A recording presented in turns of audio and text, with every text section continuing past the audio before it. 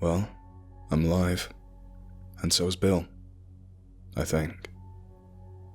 I've returned from deck 15 in one piece and am about to disembark for our day on land. I can say that I know Bill is alive, and so are Sarah and Rachel.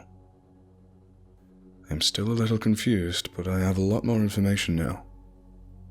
I don't have an opportunity to respond to everyone this time, and I'm very sorry, but I read all your advice every chance I get. You guys are amazing. I actually have some hope I can make it out of this. I don't know if I would have, if I hadn't posted here. I know a lot of you thought I was crazy going up there, but I knew this was my only chance to save my friend. While I didn't go armed, I did go prepared. You'll see. I'll get right into it.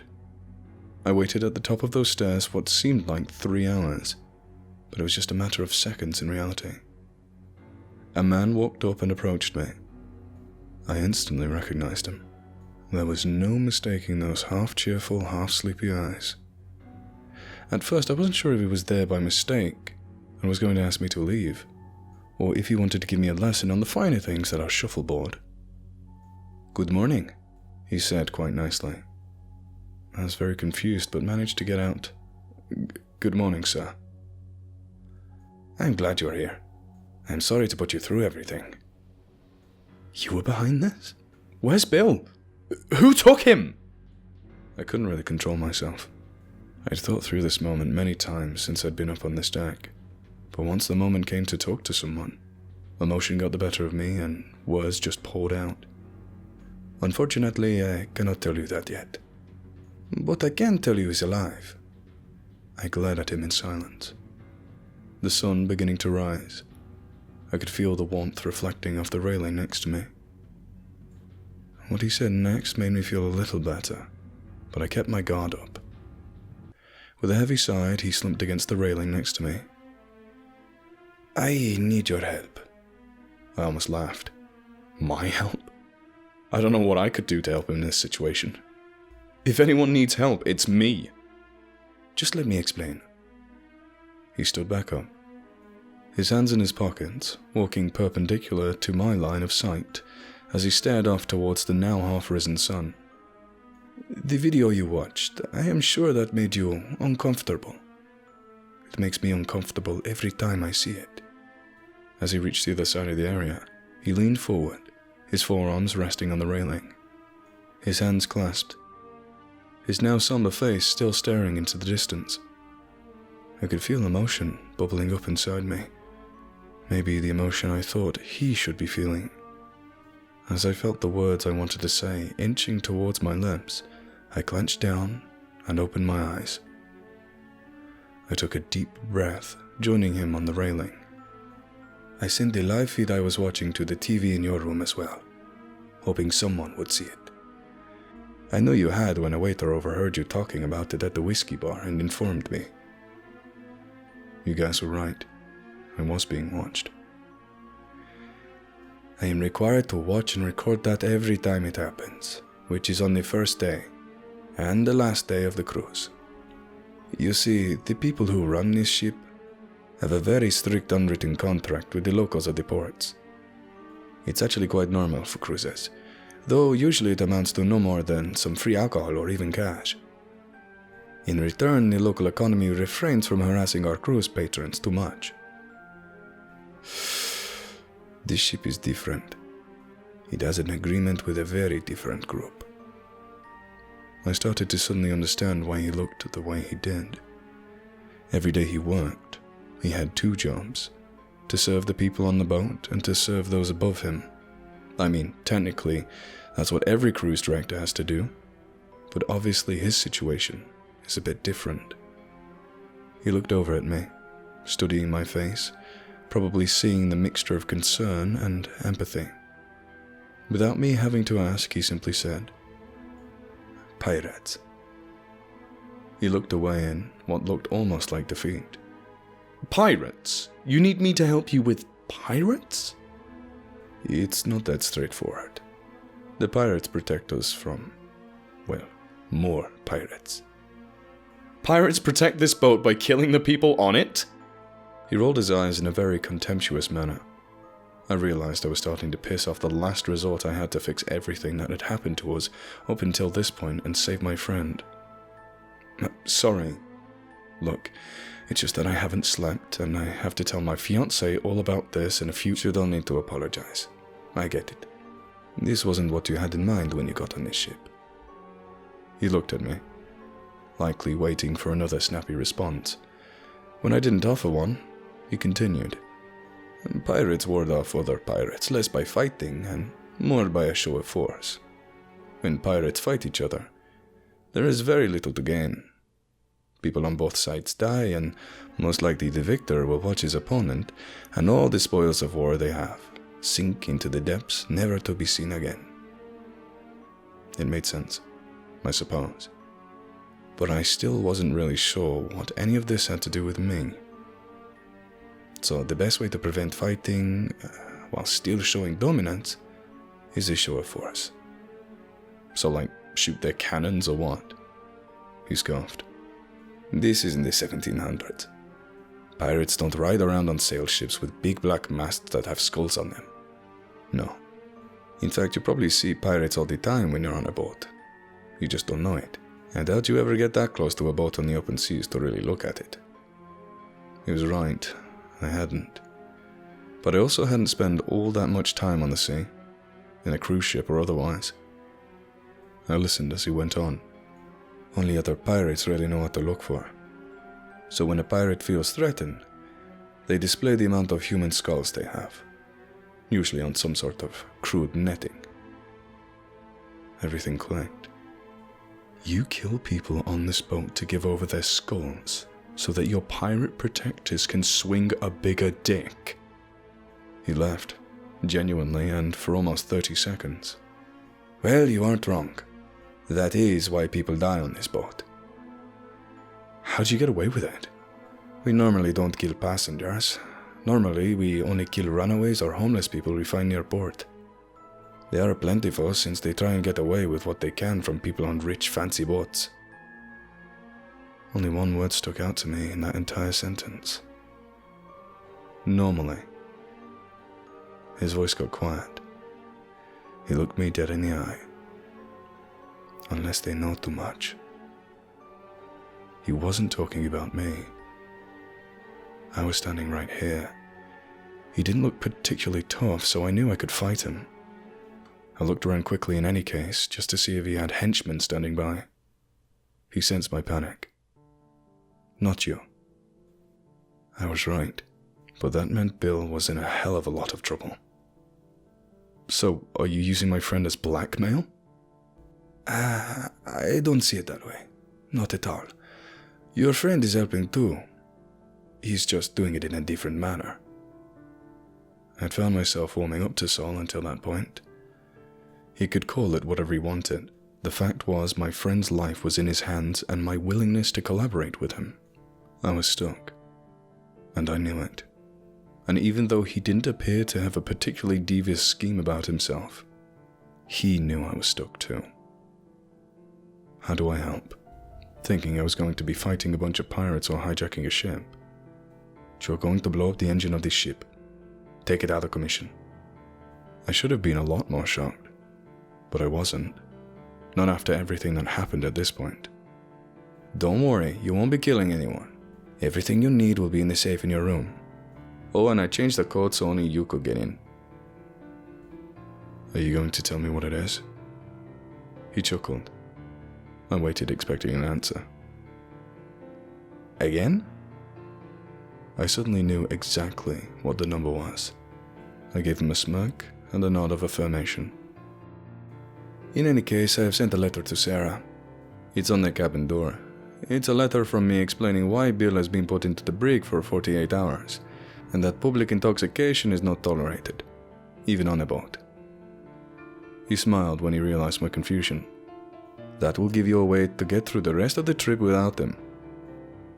Oh, and I know you wouldn't do this since you're connected so much with our happiness, but I would avoid telling Rachel any of this. As you know, bad things happen to people who know too much. I felt anger returning. He could sense it, and he began to leave. Once you have everything you need, We'll touch base again and I'll tell you what you need to do. What you need to gather won't make a lot of sense just yet, but the next time we meet it will. I was so angry. I could have bashed his head in right there, but that would raise far too many questions, and I would likely still end up dead anyways.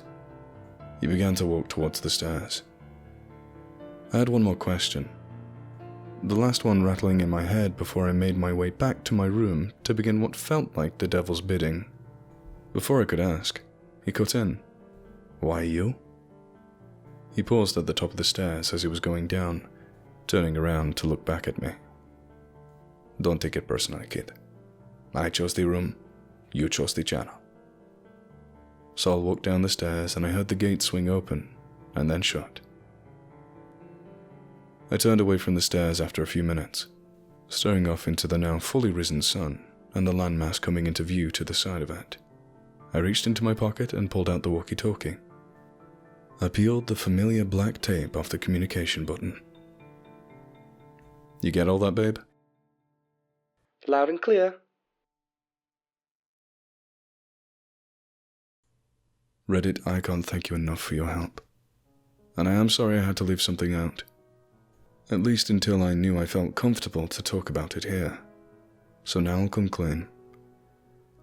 I know a lot of you are skeptical of Rachel, but here's the honest truth. She's in the health industry and is quite good at what she does. If she wanted me dead, I would have to believe she could have done it in a much more discreet way and without involving as many people. I'll keep my guard up just in case. You all have been right about quite a lot up until this point. But for now, at least, I have to trust her. One last point. Several have asked about how long we've been together. It'll be 3 years to this spring. Hopefully. So the other night when I went looking for Bill, I ran into Rachel. Sarah wasn't with her. I was relieved when she said that Sarah was still gambling, though nervous when she said she was drinking. I could tell by the mixture of concern and surprise on her face I wouldn't be able to get away without an explanation. We met up with Sarah, and they both asked about Bill. I couldn't keep it anymore. I told them everything. Well, actually, I didn't tell them what happened. I had them read it here. That way, nothing was said audible enough for anyone to hear. I am not one for mind games and lying, as I have said before, but in this case, I knew I was meeting with someone who knew something about what was going on. I knew that, good or bad, I needed to know something that they didn't. Saul walked away from the courtyard thinking that only I knew what was going on. He played right into it when he told me he sent a letter to Sarah in their room. He didn't know that both Sarah and Rachel were listening into our conversation, to everything he said. It wasn't just me that knew something he didn't. All three of us did. I'm glad too. When he and I were first talking, I almost felt comfortable enough to tell him about Rachel and Sarah, and that they were willing to help. However, the darkness that spilled over the second half of that conversation made me glad I didn't. At least I could see him for what he was, just a pawn in the system, and he was too scared of getting caught to do anything about it himself. This still didn't really make me like him. At the end of the day, he still knew when my friend was being held. When I got back to the room, Sarah and Rachel were already going through the safe. I was actually surprised at how simple the instructions were. It was essentially just a standard sheet of paper with a list of items to get. 3 items to be exact. I assumed it was so basic because Saul wanted to make sure that what I was asking for didn't give away anything to Sarah and Rachel, or anyone else. He even gave me excuses for why I wanted them. The items I needed. 1 flashlight to get around easier at night. 1 bag of marbles because you want a souvenir. An iPhone charger because yours broke. The charger actually had a location that I needed to go to, unlike the others. I looked over and I could see my cord plugged in by the bed. Half of it was dangling from the socket. The other half was lying on the floor. Thanks, jackass, was all I could think. I didn't really understand how I could do any amount of damage with these items. Maybe someone else knew more about them and can explain what role they could in controlling the explosion/destruction of the ship engine. As confused as I was, I knew any opportunity I had to ask questions was long gone. The last line simply said, 228. I didn't get it. Why was he putting the safe combination on a piece of paper that he was going to put into the safe? I know a lot of you have asked about a deeper meaning to this number. I'm just as hopeful to you that that answer reveals itself. In any case, we threw everything we needed from the room into one bag and made our way to get off the boat. Rachel and I each took a walkie-talkie just in case. We stood in the long line waiting for our turn to walk off. I was feeling anxious in the anticipation of finally getting to step off the ship, even if it was brief. Finally, we got to the front. It was a weird bittersweet moment of relief when I stepped off. It's a lot like the first day of spring break. It feels really good on the way home that first day, but a looming familiarity of stress and unknown awaits on the other side of that relief. Rachel followed behind me with no issue, and I could tell she had the same feeling I did. Our relief was short-lived. We looked back. Sarah was being held back by someone, a guard facing away from us. I turned and stepped back towards the boat, but was pushed backwards by a different guard, telling me that I would have to go through the regular onboard line to re-enter if I wanted to get back on. Immediately, I felt like our plan was jeopardized. As much as I wanted to make a scene and figure out why Sarah had been held back, I really couldn't. I just couldn't risk getting us into a worse situation than what we were already in. I kept stepping backward away from the boat, at the command of the guard. I made eye contact with Sarah whilst I could still see her. She gave me a look of concern, but a nod that told me I still needed to do what needed to be done. Rachel and I turned and went to town, hoping against hope that she would just be stuck on the ship for another day, for something unrelated. I'd be lying if I said you guys hadn't cast some doubt into my head. What if Rachel was behind this, and I'm here in a foreign country with her?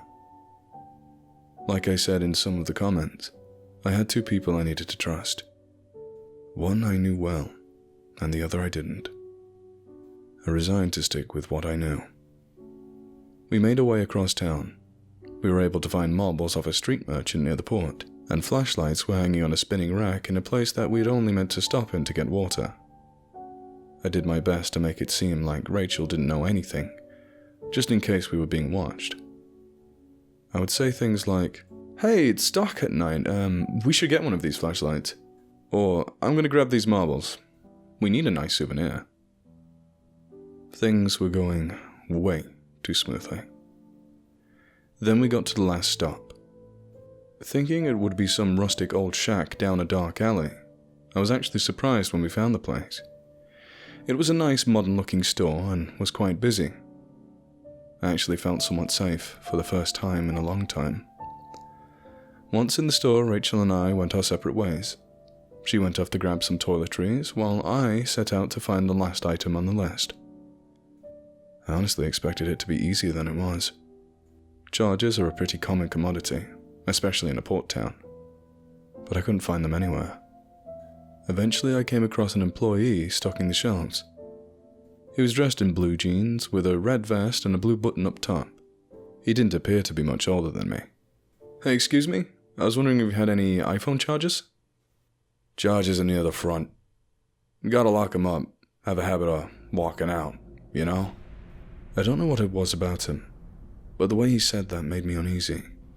He didn't say anything bad, really. I just assumed I was too on edge and tried not to think about it. We got to the front, and he handed me a charger and a small piece of paper. I opened it, and it read, "Sorry about Sarah. Had to make sure we understood each other. She's fine. If it makes you feel any better, it was supposed to be Rachel. But this will have to do. See you soon. Don't forget. 228. I definitely did not feel better. I felt sick. Sarah was gone now too. I kept reading the lines over and over as my stomach churned.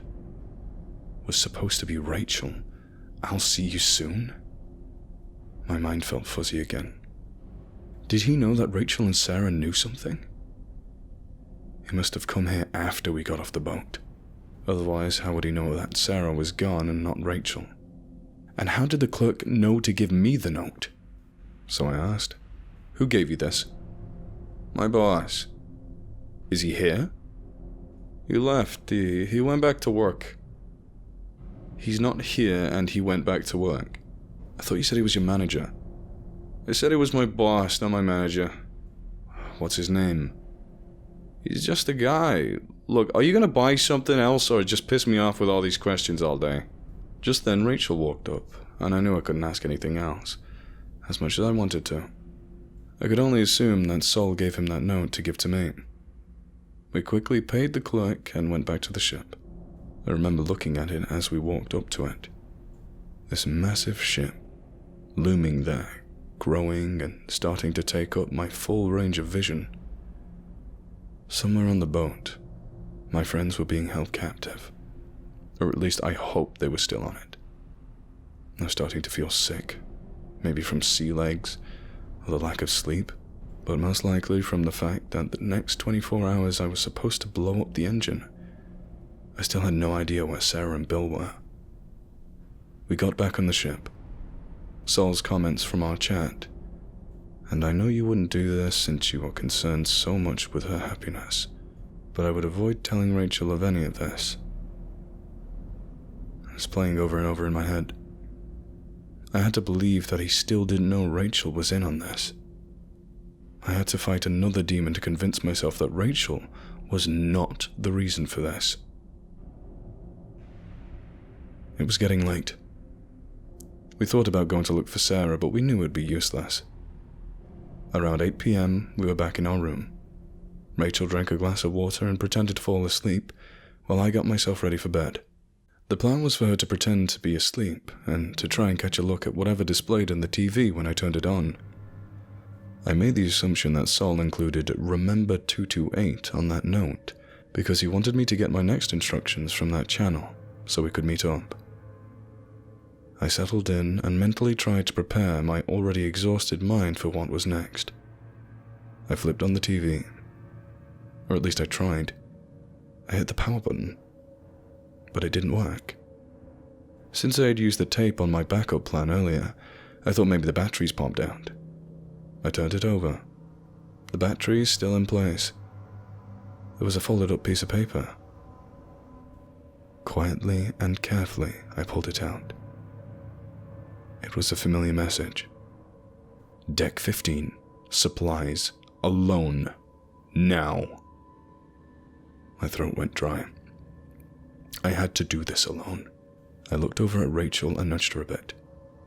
She was either pretending really well, or she actually dozed off.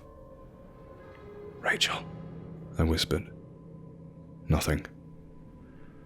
I swallowed hard and slowly crept around the room, gathering the things I needed.